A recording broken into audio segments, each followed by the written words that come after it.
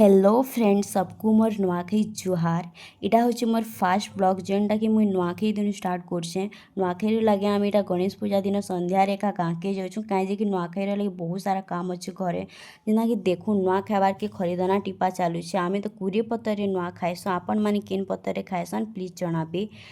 इटा हूँ देखो नुआखाई दिन सकालर वीडियो जेनटा मुई आमर छत उपरू बनईचे। आमर घर लगी कर एका खेत माने अच्छी आउ देखुन धान चाष लगी सबू आड़े पूरा खेत हरा भरा दिशे पूरा केते सुंदर दिशुचे गाँ। आउ हाँ जेन माने नुआखाई काଣା नाई जानी जानन इटा हूँ आमर पश्चिम ओडिशार बड़खा तिहार जेनटा कि गोटे कृषि भित्तिक पर्व है। आउ धान अमल हैला परे खुशी रे इ तिहारटा मना जाएसी। आउ चाषी पहला करी हेइथिबा नुआ धान केरारू चूरा कुणा बनैथिसी आउ सेटा निजर इष्ट देवी न पहला भोग लगैथिसी देन सभी खाएसन। आउ घर जी जेन रहले भी नुआखाई दिन सब एका संगे नुआ खाबार लगी घर के पलि आएसन। माँ सुरमा मैंने रंधा बड़ा स्टार्ट कर देले न पूजार लगी स्वाली पिठा बनाबार स्टार्ट ही गला न केनता बनोछन देखुन। पिठा बनाबाटा केते मेहनत काम है हेतर लगी एबे सब पिठा माने दुकान रे का किनी पकोछन। आउ इ पिठा बनाबाटा तो किन दुकान रे मुई नाई जानी बाकी आपन माने बताबी किन दुकान रे इटा बिकसन गाइजी बेसी कर से आरसा पिठा बना जाएसी दुकान मान को। फाइनाली देखुन सबू रंधा बड़ा सरला आमे जहाँ जहाँ बनईछु नुआखाई स्पेशल सबू आपण मानक मुई वीडियो रे देखौछे।